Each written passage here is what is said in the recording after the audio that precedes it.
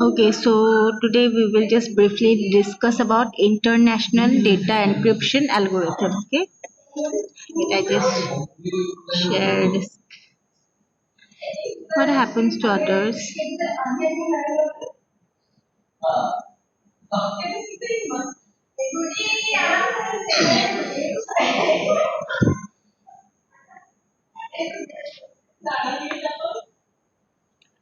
Okay, so we will mainly discuss about international data encryption algorithm, which is IDEA.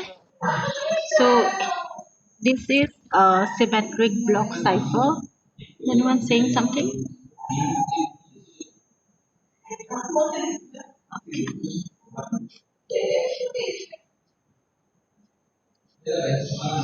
Okay, so this method is a symmetric block cipher and was mainly launched in 1990. Okay, and this is a very popular symmetric block cipher method. So, and it is almost similar to DES. DES here, DES. It is similar to DES, just that the keys are different and the reversible process is a bit different. Okay, so this method is implemented in 1992 after it just went through certain other names and capabilities. So this is very strong one, but the thing is it's still not as popular as your DES. And one your popular privacy technology known as pretty good privacy, maybe you guys already heard about it. uh,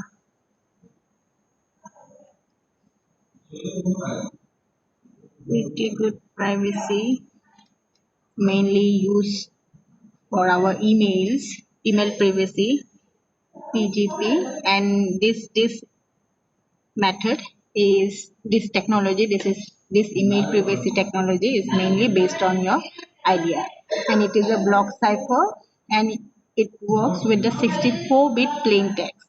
Okay, so plain text is 64-bit, and key consists of 128 bits, and this is a reversible process just like the ES. So this is the whole method of idea algorithm, encryption algorithm. So what happens here, you can see there is a 64-bit plain text. Okay, then for every round there are six subkeys are used. Okay, so for input 64 bit, that 64 bit is divided into four parts of 16 bits. So 16 into 4 is 64. So that 64 bit is divided into 16 bit each, and those are named as P1, P2, P3 and P4. So in the round 1, what they use uh, 6 subkeys. Okay, so for every round, so there are total 8 rounds. Remember in DES there were 8 rounds too, but in this 8 round here, every round we use 1 to 6 subkeys. So for every round, 6 subkeys are used, and the one uh, output of one round is also used for the input for the next round. Okay, so these are the main methods. So every time we just keep continuing the same method, and in the end after 8 rounds we do a final output transformation. Okay, so this output transformation, again we divide it into three parts, sorry, four parts, and after that, okay, this is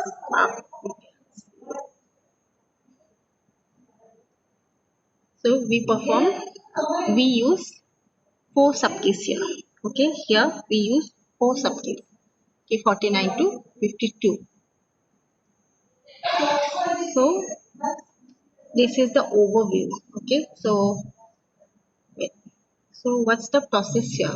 What we do, this is the overview of the process. Okay, so the 64 input plain text just divided into four portion I already mentioned, and every portion is again went through certain rounds. There are 8 rounds and key consists of 128 bits. Remember in the first we said key is made of 128 bits, and for every round we use 6 subkeys.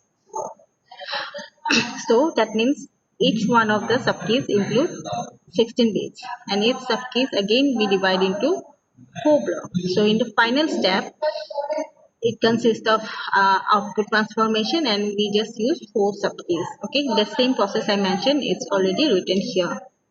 So next is your single round information. So in the previous thing here I mentioned it's different rounds, right? 8 rounds. So what happens in a single round? Okay, your single round consists of various mathematics. Okay, so there are 8 rounds. Every single round require number of operation around 4 data block applying 6 keys. Okay, so this is the whole process for one round. Okay, this is for one round. So in the first step, we have certain arithmetic operations here. One is multiplication, addition, XOR procedures. Then this term means the multiplication modulo. Multiplication and addition modulo. Multiplication modulo means what we do, we first multiply it with certain values, or here in this case it's keys, sub keys, and after multiplying we just set a think about a threshold. Okay, if it goes beyond the threshold we just use the modulo. Okay, what is modulo? We just take the remainder, right? So here instead of like plain multiplication, it also uses a multiplication modulo function and also addition modulo function. Okay, so this is the process. So first it will just perform P1. Remember the 64-bit is divided into 16-bit each, and each 16-bit you can name as P1 to P4, right? So first it will just perform multiply modulo of P1 and K1. K1 is your subkey. Then again we will just add P2 with K2, then add P3 and K3. Then it's just whole process. You just see all the steps. Then this one step, and in this XOR, see, just XOR result of step 1 and 3. This is 1 and 3, so you will just perform XOR operation. Then again XOR between 2 and 4. So this is 2 and 4. You will perform XOR here. Okay, so you can see in the first and the last part we perform multiply modulo operation with individual subkeys. Then for the second and third portion we did addition modulo. Okay, then after that in the 6 we just XOR step 2 and 4, it's already done. Now we will perform multiply modulo of result step 5. This will be again multiply modulo with K5. K5 is the subkey. Then again next we will just perform add modulo of result step 7 and 9. Okay, you just go through the steps. It's like total of 14 steps. I'm not going to show any example because it's going to take a long time. Just remember this process. It's kind of tedious because it's a long process, but just remember the means main functions. Okay, of course it's online exam, we cannot give like whole thing, so just remember what are the main things. Okay, so after I said this is for one round. Okay, so similarly there will be 8 rounds, correct? In idea of there are 8 rounds, these steps are only for one round. That means what, after this one round the output will again do divided, output will be again divided into 4 parts, then again in every part we are going to perform another round. So now we say the subkeys are used for every 16-bit, right? Now there's again certain process for subkey generation for a single round. So how we generate subkeys? So for each of the 18 rounds, we just use 6 subkeys. That means what? There will be 8 into 6, 48 subkeys. Okay, then the final output transformation, remember we used 4 subkeys. So total subkeys used will be 52, 48 for the normal rounds and the 4 subkeys for the final output transformation. So total 52 subkeys. So from an input key of 128 bits, these 52 subkeys are generated. So again, this process you can just see in this form. The original 128 bit key will be divided into 4 subkeys of 16 bit, 1 to 16, 17 to 30, 81 to 96, then 97 to 128. So first 6 keys will be used for first round and the remaining unused bits will be used later.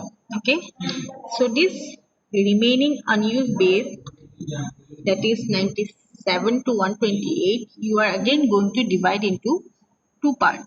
Okay, then from this 2 round, 2 keys for the second round.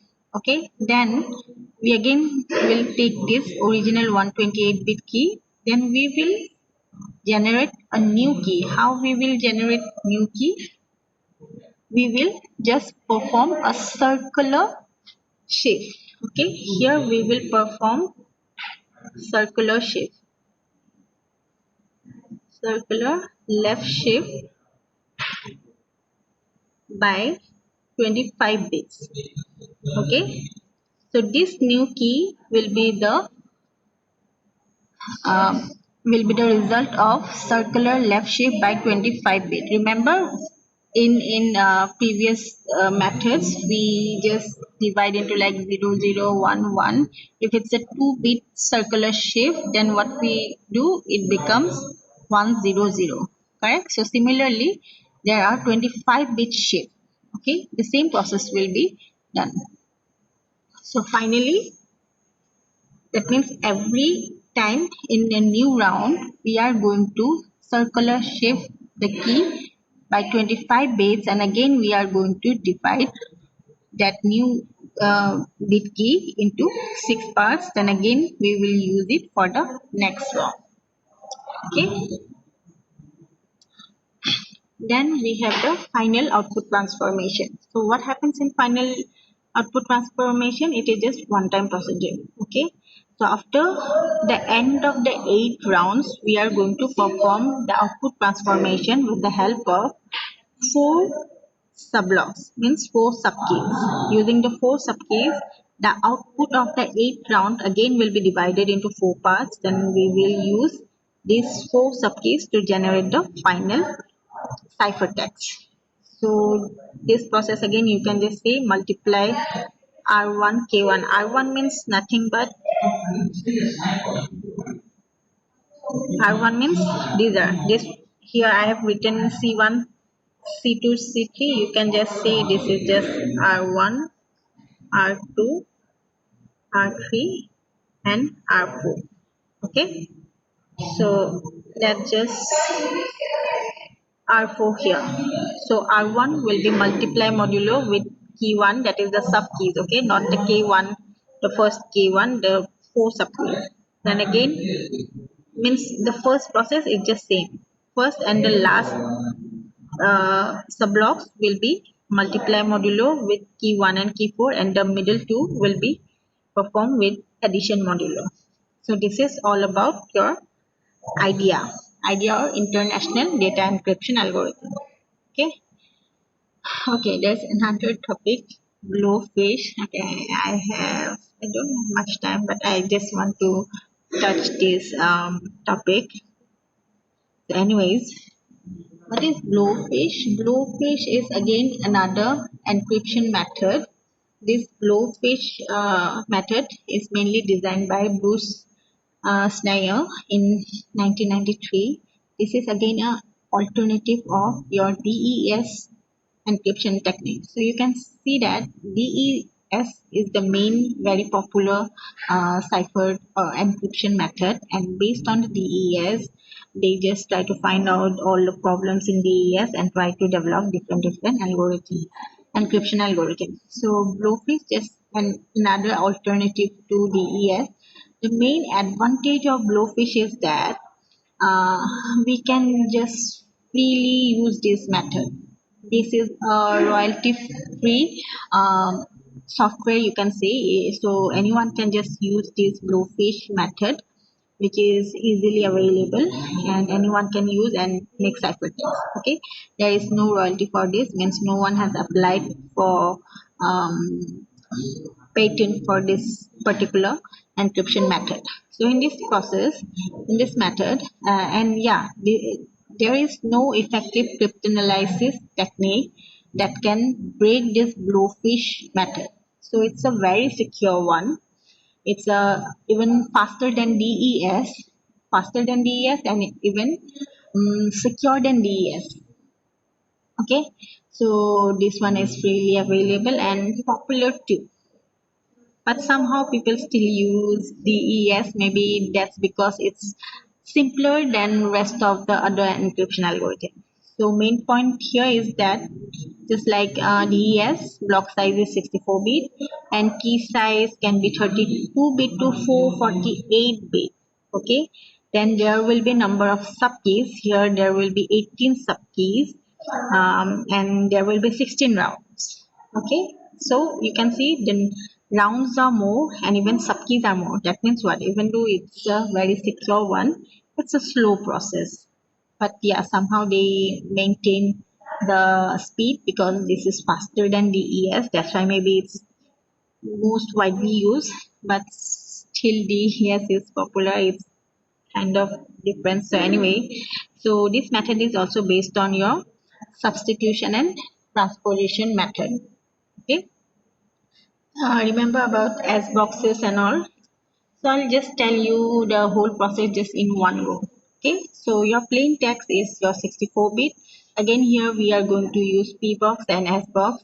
So plain text will be divided into left into right half. Then we will use the left half and just perform XOR with P1. P1 array is just one of your subkeys. Okay, I'm not going to the subkey generation part. Just remember this is one of the P1 subkeys. So that subkey will be just XORed with the left half.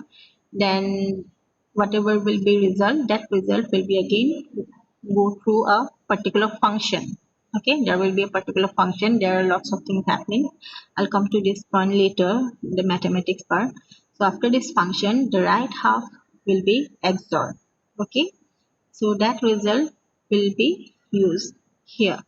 So after that, what we will do, we will just do this swapping. Remember in DES, simplified DES also, we did all this XOR, then we swap left and right half. So similarly, we are going to do swapping in left and right half. Okay, so this whole process will continue for 16 rounds. Okay, this whole process will continue for 16 rounds because there are 16 rounds in Blowfish. So after this 16 round, again we are going to swap these parts. Left will become right, right will become left. And after that, we are going to use other subkeys P18 and P17. And finally, we will get the ciphertext. Okay, so this is the whole process in one go.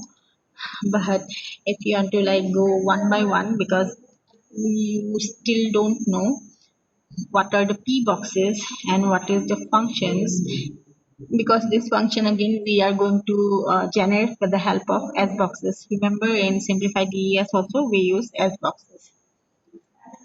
So for the encryption, and this is again kind of similar one. So 64-bit plain text, there will be 16 rounds, and for every round we are going to use 18 subkeys, 15 subkeys actually. Uh, and every key will be like 32-bit entry. So after that, for every round, what happens? Okay, I mentioned that there will be a left half and right half. So 64-bit total plain text is 64-bit. So 64-bit plain text, if you divide into two halves, there will be 32-bit, 32-bit. So 32-bit left half will be again XOR with this one. Then XR will be used later. The whole process I already mentioned actually. So it's the same thing. So what happens in the function? Okay, this f function here, what happens here, the same f function I mentioned earlier. So what happens in f function is that 16 bit again, 32 bit again going to divide it into four parts: 8 bit, 8 bit, 8 bit. 8 into 4 is 32, right?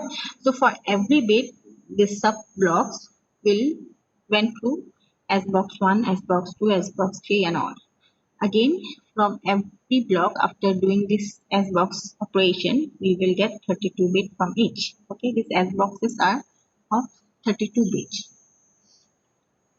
So here we will get S box 32 bits, then we are going to add difference. So first and second will be added, then the result will be absorbed with the S box 3, then again that result will be added with the S boxes 4.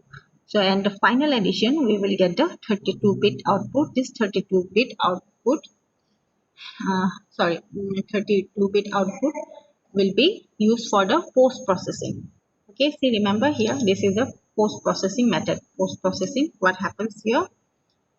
In the post processing, we just take the 64-bit output from the 16 rounds and we just divide into these things, two halves, then again same, we will XOR it and swap this. Swapping, and we will get the 64-bit. This output transformation is nothing but this portion. Okay, this is your post processing method.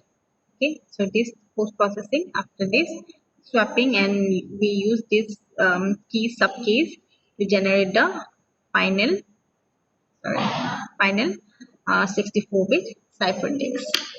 Okay, so that's all for today.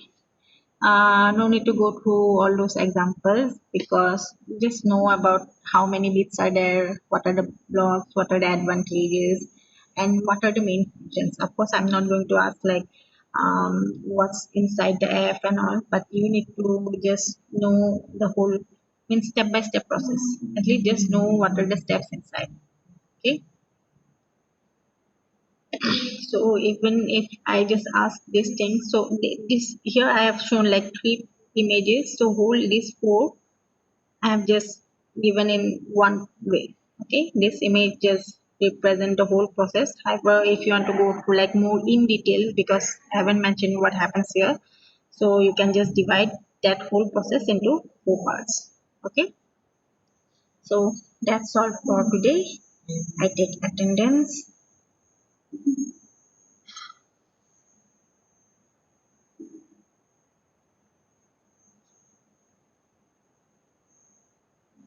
Okay, anyway, I'm ending the meeting now. Thank you. Thank you, ma'am. Okay.